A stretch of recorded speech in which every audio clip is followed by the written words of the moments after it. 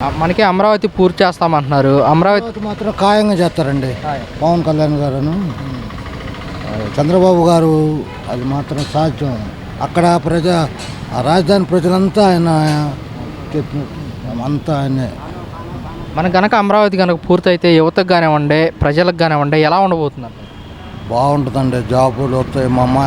మా పిల్లలు కూడా చదువుకుని ఉన్నారు. అందరూ జాబులు వస్తున్న ఆశ. ఆయన గారే రావాలని కళ్ళకన్నారు కూడా. ఈ ఒక్కసారి ఆయన వచ్చే చేస్తాడు, రాజధాని పూర్తయింది, రాజధాని మారరు అన్న భావమే ఉంది ప్రజల్లో. అది లేకపోతే అంత లైన్లు ఉండి ఏమనుకున్నారంటే జగన్ బాబు అనుకున్నారు. జగన్ బాబు అనే వాళ్ళు ఏంటంటే బయటపడకుండా వేశారండి. 2014లో కూడా చంద్రబాబు నాయుడు గారు గెలుచుంటే అమరావతి సగం వరకు వచ్చేదంటారా? అమరావతి పూర్తయిందండి. అక్కడ మా రాజధాని ప్రజలు అంటే చౌదరులే కాదు, అన్ని రకాల ప్రజలు కూడా ఆయన అక్కడ బాగా చేస్తాడని ఆశతో ఉండి ఒక్కసారి చూద్దాం అన్నట్టుగా మరి బోల్తా పడింది. మరి ఇప్పుడు మనకి అమరావతి పూర్తి చేస్తాము తెలుగు బాబు గారు చేస్తారు. ఓకే, మనకి పోలవరం కూడా చూసుకుంటే పోలవరం కూడా జగన్ గారు కూడా మంచోడే, కానీ ఆయన ఇంట్లో ఉండి వీళ్ళ చేత చెప్తాడండి. లేకపోతే బాగా అభిమానం కూడా బాగా డబ్బులు ఇటు ముసలోళ్ళకి ఇలా పోయి బాగానే చేశాడు, కానీ ఆయన తిరగలేదండి ప్రజల్లో. మరి ఇప్పుడు చంద్రబాబు నాయుడు గారు ఎక్కడైనా సభలు పెట్టినా కానీ స్వయంగా ప్రజల్లోకి వెళ్ళిపోతున్నారు, మమేకం అయిపోతున్నారు, వాళ్ళ సమస్యలు తీరుస్తున్నారు. ఎలా ఉందంటారు మీకు? ఏమండి, చంద్రబాబు గారు అక్కడ వర్షాలు వచ్చినప్పుడు పోలీసు వాళ్ళు వీళ్ళు ఇది ఆపుతున్నారు. ఆయన వెళ్ళొద్దని నీళ్ళల్లో చూసారా మీరు? నీళ్ళలో దిగి ఒక్కడికి వెళ్తున్నాడు సార్, రౌండ్ వస్తున్నా అసలు ఏం లెక్క చేయట్లా కుర్రోళ్ళనే. అందుకని అక్కడ ఆయన్ని అట్లా మట్టి తీసి అట్ట వేసేవాళ్ళు లేరండి. అక్కడ దేవుళ్ళ గులుపుతారు. అంతా నిజం నేను చెప్పేది. మేము ఆ కాస్ట్ కాదు, ఏం కాదు, మేము బీసీలు. మరి ఇప్పుడు పవన్ కళ్యాణ్ గారు గెలిచారు, ఆ మాట తిరిగి కానీ ఆహార శైలి కానీ ఎలా ఉందంట మీ అభిప్రాయం? సార్ గారు ఒకటే చెబుతున్నా, పవన్ కళ్యాణ్ గారు ఏమన్నారు, 5 సార్లు ఆయనే సీఎం నేను గాను. ఇంకా ఆ మాటకి ఇంకేముంది? ఆయన ఎదురు తిరగడు, ఏముండదు. ఎదురు మాత్రం తిరగడండి. చంద్రబాబు గారు వాళ్ళిద్దరూ ఒకటి. ఆయన అభిప్రాయం ఏం చేకరిస్తాడు, ఆయన అభిప్రాయం ఇద్దరు కరెక్ట్ చేసుకొని అమలు చేస్తారు ప్రజలకి. అది నిర్ణయం.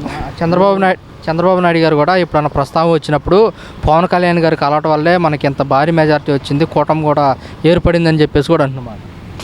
అది కూడా సాధ్యమేనండి. మరి ఆయన గారు కూడా కలవటం, ఆయన ఒకప్పుడు పోటీచి ఒక్క ఎమ్మెల్యేగా గెలిచింది.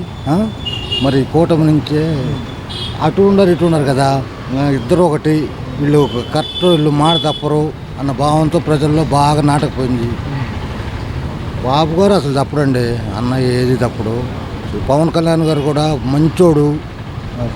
ఆయన ఏమో ఒక పిక్చర్ చేసుకున్నా చాలు, ఎందుకు ప్రజలు కానీ మరి ప్రజలు చాలా చేయాలని 5 ఏళ్ళు ఓడిపోయినా కానీ మళ్ళీ 5 ఏళ్ళు ప్రజల్లో తిరిగి వాళ్ళిద్దరు చేయలేరండి అనుకోవటమే. కానీ చంద్రబాబు గారిని పడగొడతాడు ఇవన్నీ కొత్త భ్రమే. ఆయన ఒకటే అన్నాడు, ఇప్పుడు కూడా అన్నాడు కండి, 15 ఏళ్ళు మేము ఆయన గారే చేయాలి.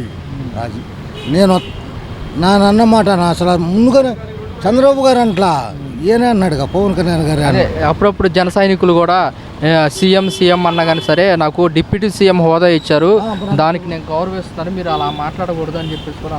అది కరెక్టేనండి. ఆయన నేను ఎవరు ఏమనుకున్నా అభిమానులు చెప్పినా కానీ వినండి. అది పవన్ కళ్యాణ్ గారు మాట తప్పుడు, చంద్రబాబు గారు మాట తప్పుడు. మరి ఇంకేంది? ఇక బాగా పవన్ కళ్యాణ్ గారు గ్రామాల్లో పల్లెల్లో రోడ్లు వేస్తున్నారు, బాగా చేస్తున్నారు. మరి ఇద్దరు అనుమతే కండి, పవన్ కళ్యాణ్ ఒక్కరిగా చేయలేరు కదా.